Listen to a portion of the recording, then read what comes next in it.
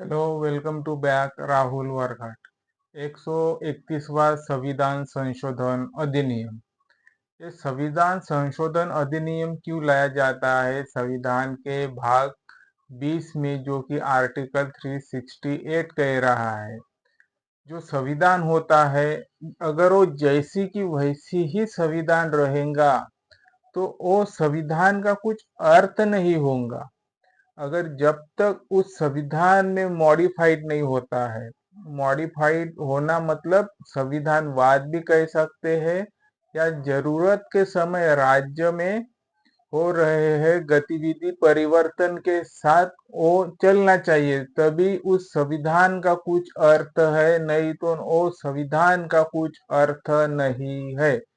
जो हमारा 131वां संविधान संशोधन लोकसभा से खारिज हो चुका था, जो कि डिलिमिटेशन से था, डिलिमिटेशन कमीशन से था, जो कि इसमें टोटल पूरी फुल स्ट्रेंथ के साथ लोकसभा में 528 वोटिंग थी। 528 वोटिंग में से लगभग पक्ष में 298 वोट गिर चुके, और वो ही विपक्ष में 230 के आसपास। पर जो पक्ष के फ्लेवर में जो वोटिंग चाहिए थी, वो लगभग 352 तक चाहिए थी, पर उतनी न होकर लगभग ये 54 वोटिंग से अंतराल से ये विधेयक खारिज हो चुका था, जो हो चुका है, जो कि हमारे संसद के लिए एक थोड़ा दुखदायी घटना जैसी बात है, लोकसभा के लिए, सरकार के लिए। ताकि जब तक कोई भी perform, reform, transform, confirm and confirmation नहीं होता, तब तक उस संविधान का कुछ अर्थ नहीं रहता है। संविधान यानी बदलाव की बात करते हैं, जैसी देश की जरूरत होती है वैसा। कोई कोई लोग इसको अपोज करते हैं कि संविधान के जो प्रावधान हुए वो बदले जा रहे हैं, वैसी की जैसी की वैसी ही रखना चाहिए। नहीं, ये बात उतनी सच नहीं है। हाँ, पर ये बात सच है कि कोई भी जो फंडामेंटल राइट हो या डायरेक्ट टू प्रिंसिपल हो, उसमें कोई चीज कम नहीं होनी चाहिए, अदरवाइज दे देनी चाहिए। और यही बात 131वां संशोधन कह रहा था।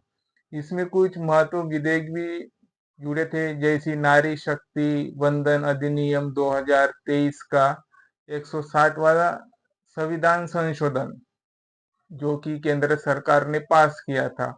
देखिए, बाबा साहब कहते थे कि जो नारी शक्ति है उसे बढ़ावा मिलना चाहिए।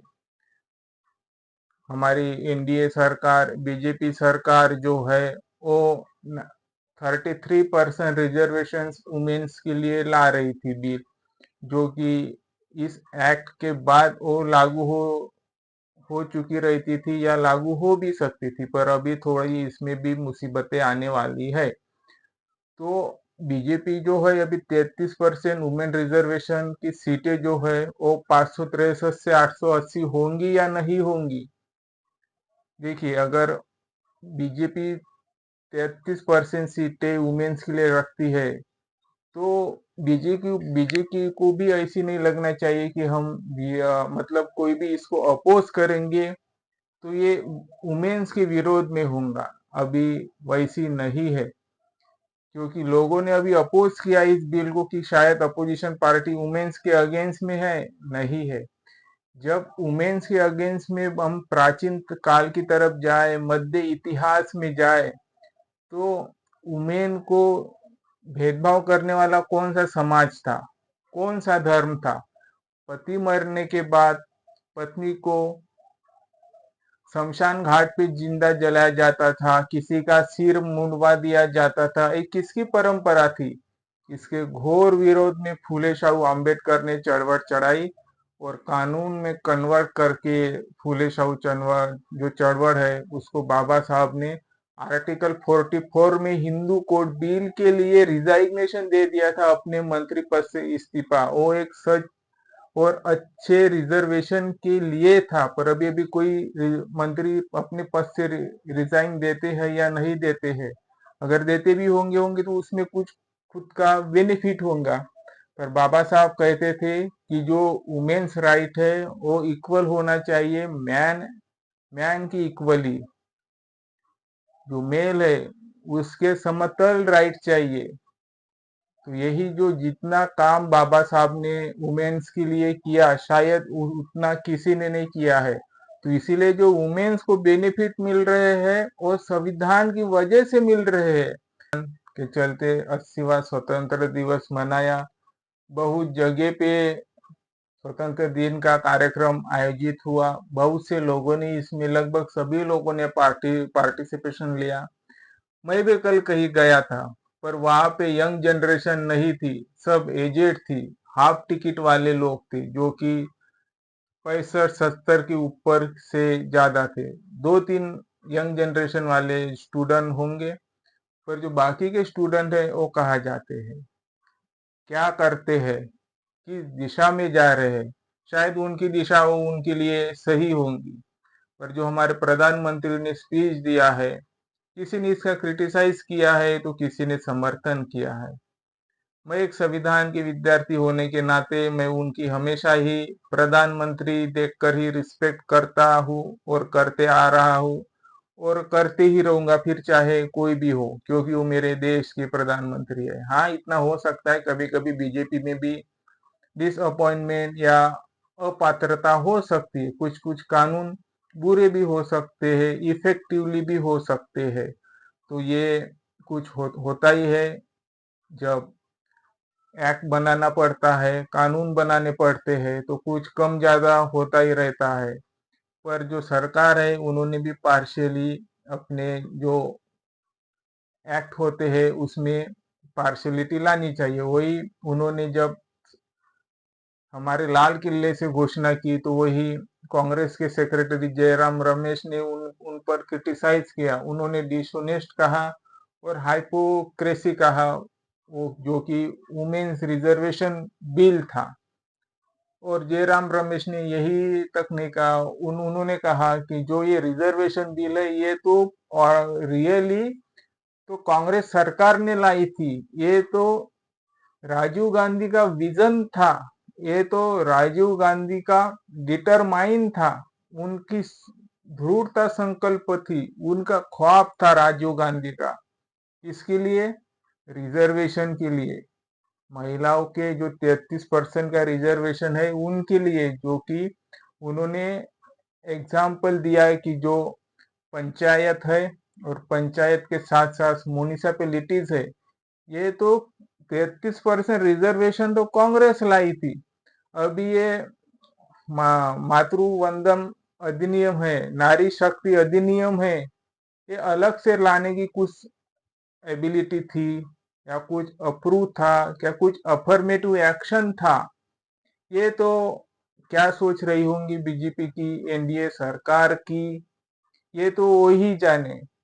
पर अगर सच में जो सब सरकार अपने अपने हिसाब से अपना अपना काम करती है, क्योंकि कोई ये नहीं चाहता है कि जब हम इंडिपेंडेंटली काम करें, बाउंड काम करें, तो हम किसी अपोजिशन के पक्ष में चिपक के रह के ऐसी ना हो पाए। इसीलिए वो अपना खुद का इंडिपेंडेंट कानून लाती है कि जो ये कानून है ये हमने बनाया है।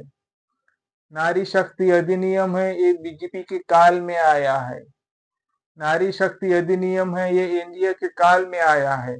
फिर इसके अच्छे भी नियम हो सकते हैं, कुछ बुरे भी नियम हो सकते हैं। तो शायद जो होगा अच्छा होगा तो बीजेपी के काल में आया, अगर बुरा भी इसका इफेक्ट हुआ तो वो भी बीजेपी को ही सुनना पड़ेगा। तो इसीलिए जो लोग हैं वो जरा भी संयम नहीं रखते, गलत हुआ तो गलत हुआ। तो इसीलिए जो डिलिमिटेशन एक्ट था, नारी शक्ति वंदन अधिनियम जो बिल था, वो संसद से शायद खारिज हो चुका है। तो इसके लिए हमें सबके साथ विचार विमर्श कर कर इस डिलिमिटेशन को एक्ट को पास करना होगा, नहीं तो समय और बढ़ता जाएगा। इसमें कानून बनने में प्रक्रिया और लगेंगी। जो देश का कामकाज होना है उस पे कुछ अड़थड़े आ सकते हैं। जितनी प्रगति से हमें आगे जाना चाहिए उतनी प्रगति से हम आगे नहीं जा पाएंगे। तो इसीलिए पक्ष से विपक्ष से भी अनुरोध है, पक्ष से और विपक्ष से भी अनुरोध है, राजनीति है जरूर करे, धर्म के आधार पर करे, जाति के आधार पर करे या किसी शिक्षा के आधार पर करे, वो आपका अधिकार है, आप राजनीति करें। पर जब संसद की बात आती है, देश की बात आती है, तो रिजर्वेशन के लिए एक होना चाहिए।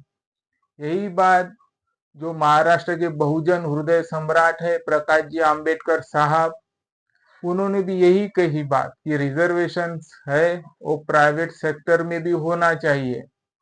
लगभग अभी पब्लिक सेक्टर से वो सिकुड़ चुका है जो रिजर्वेशन है, तो अभी वो प्राइवेट सेक्टर में भी देना चाहिए। जो प्रकाश जी आंबेडकर साहब है वो भी लगभग कुछ देश के लिए इंटीग्रिटी रखते थे। जब स्वतंत्रता का संग्राम का दौर था तो बाबा साहब जो थे कांग्रेस के अपोज में थे, कांग्रेस से असहमति जताते थे, पर देश की बात आई थी तो कांग्रेस के सपोर्ट में गए थे। क्यों गए थे? क्योंकि कांग्रेस को पता था कि देश का संविधान बनाने में हमें सिर्फ एक ही आदमी की चाहत होती थी जो कि डॉक्टर बाबा साहब आम्बेडकर थे। अन्य भी उनके पास नेता थे पर वो संविधान बनाने में शायद सक्षम नहीं रहे, असक्षम रहे, तो इसीलिए उन्होंने बाबा साहब को बम्बई प्रेसिडेंट से चुना और अपना समर्थन जताया। बाबा साहब ने भी देश को देखकर कांग्रेस का समर्थन किया। आज उनके ही पोते बहुजन हृदय सम्राट बाड़ा साहब उर्फ प्रकाश जी आंबेडकर साहब वो विपक्ष के साथ खड़ा है। क्यों खड़ा है? देश के लिए खड़ा है। क्योंकि कोई भी ज्यादातर पार्टी अगर कंटिन्यू वो सत्ता में रहती है तो देश के लिए मुसीबत साबित होती है। ऐसी बाबा साहब की भी सोच थी और प्रकाश जी आंबेडकर भी। क्योंकि सरकार बदलती आती जाती रहनी चाहिए, एक कोई सरकार चलाने का मौका नहीं मिलना चाहिए। इस एक्ट से, इस अधिनियम से हमें यही समझना चाहिए कि जो अभी लोग चाहते हैं, जे जेन अल्फा चाहते हैं, जेन जेड चाहते हैं, वही यही इस देश की डोर बगोर है। अभी 60-70 वाले हाफ टिकट तो चले जा चुके हैं। उनको अभी सिर्फ अपने घरों में रहना या मॉर्निंग के समय में ही एक्सरसाइज करना भी शायद ठीक रहता है। ऐसे ही हमें जेन अल्फा से और जेन जेड से पता चल रहा है। अभी जेन जेड किसी की बातों में नहीं आएंगे, ना ही जेन अल्फा। वो अपनी लिबर्टी खुद चुनते हैं, किसी की गाइडलाइंस की जरूरत नहीं गिरती। देश अभी पहले समान नहीं रहा, देश अभी मॉडर्नाइजेशन हो चुका है और ये सब अभी देश की नींव रखेंगे कि हमें किस ओर ऑब्जर्व करना है। तो इसलिए आप भी इस जो अधिनियम है उसको सपोर्ट कीजिए। मैं विपक्ष से भी अनुरोध करूंगा, जो आपकी आपत्तियां है वो केंद्र सरकार से डिस्कस कीजिए, ना ही इस बिल को खारिज करने से कुछ नहीं होने वाला है। तो इसीलिए जो सीटें हैं वो कुछ कम ज्यादा करके, नहीं 850 होंगी तो कुछ कम ज्यादा करके साउथ के भी स्टेट को देख के इस बिल को जो आने वाला समय है वो अच्छे से हो। फिर चाहे वो संसद में कांग्रेस की भी सरकार हो या बीजेपी की भी सरकार हो, बीजेपी अपोज में रहती है तो बीजेपी ने भी इसको समर्थन देना चाहिए, अपना दिल बड़ा करके, अपनी सोच अच्छी रखकर। तो इसीलिए ये बिल जल्दी पास होना चाहिए, उतना ही जरूरी है इस जनगणना के लिए।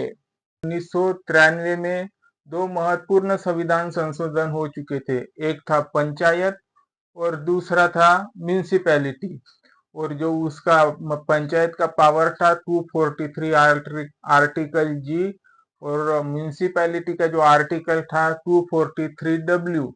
और रिजर्वेशन ऑफ सीट्स जो थी दोनों भी आर्टिकल में, आर्टिकल 243 में जी में, आर्टिकल 243 डी डी था तो वही म्यूनिसिपल इसमें आर्टिकल 243T था। तो इसीलिए जो रिजर्वेशन ऑफ सीट्स है, कहाँ पे, म्यूनिसिपैलिटीज रहो या पंचायत रहो, उसमें 33% जो रिजर्वेशन था वो वुमेन के लिए प्रावधान किया गया है। वुमेन के लिए प्रावधान किया गया है। फिर वो शेड्यूल कास्ट हो या शेड्यूल ट्राइब्स हो, जो पंचायत होंगी, नगर पालिका का चुनाव होगा, वहां पे 33% सीटें महिलाओं के लिए आरक्षित होंगी।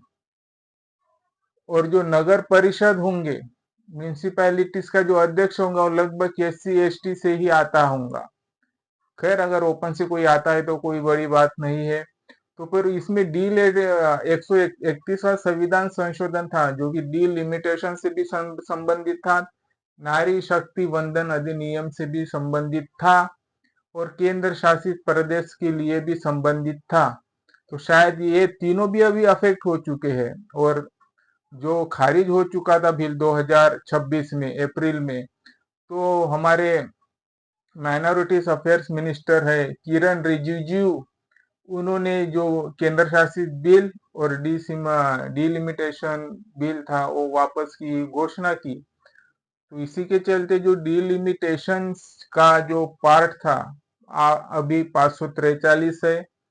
फिर अगर ये बिल पास होता था, अभी तो खारिज हो चुका है, पर जब भी ये आयोग अपनी रिपोर्ट प्रस्तुत करेंगी तो उसमें क्या 885 सीटें होंगी, जो कि अभी फिलहाल जो NDA सरकार बीजेपी सरकार है उन्होंने कहा था कि 815 राज्य क्षेत्र से होंगी, और जो 35 सीटें होंगी वो केंद्र शासित प्रदेश से होंगी।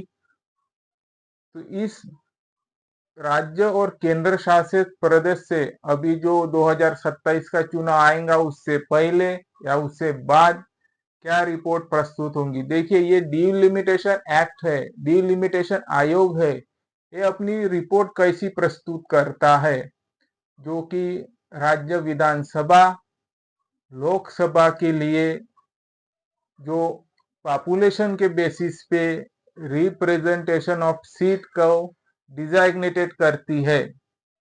कौन? डिलिमिटेशन आयोग।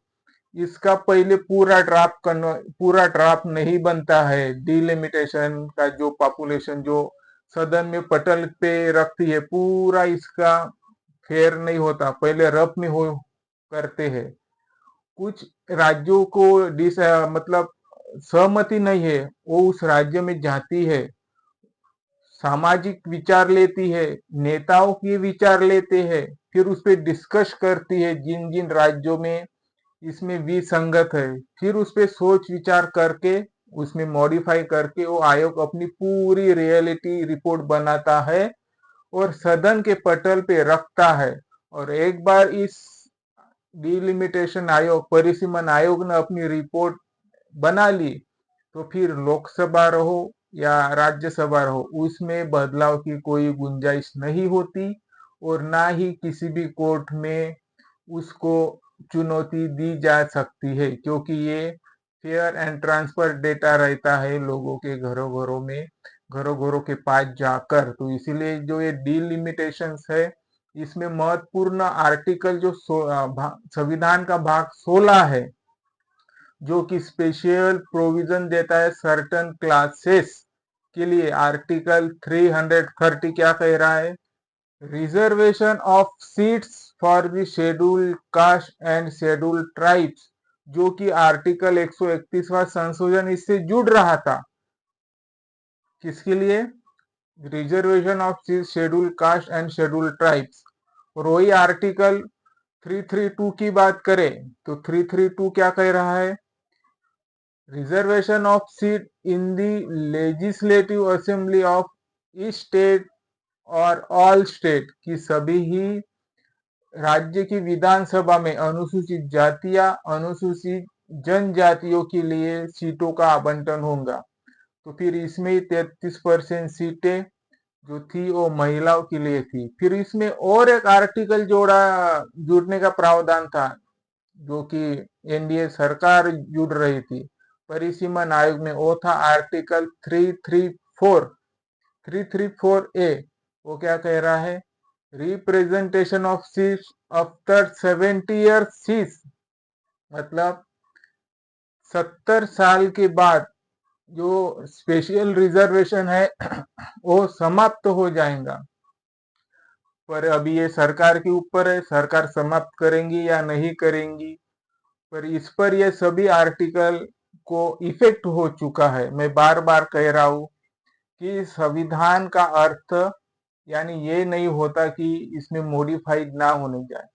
अगर इसमें मॉडिफाइड ना हो तो शायद आर्टिकल 330 रहो, 332 रहो, 334 रहो, वो यूजलेस हो जाएगा, विदाउट यूज हो जाएगा। इसीलिए इसमें समय के साथ ट्रांसफर जरूरी रहता है। कभी कभी हमें सरकार की भी बात माननी चाहिए, सरकार की भी बात समझनी चाहिए, और ये भी देखना है कि सरकार इस पे कुछ अनलेस दी कंटेंट तो नहीं कर रही है क्या, अदरवाइज कंटेंट दे रही है।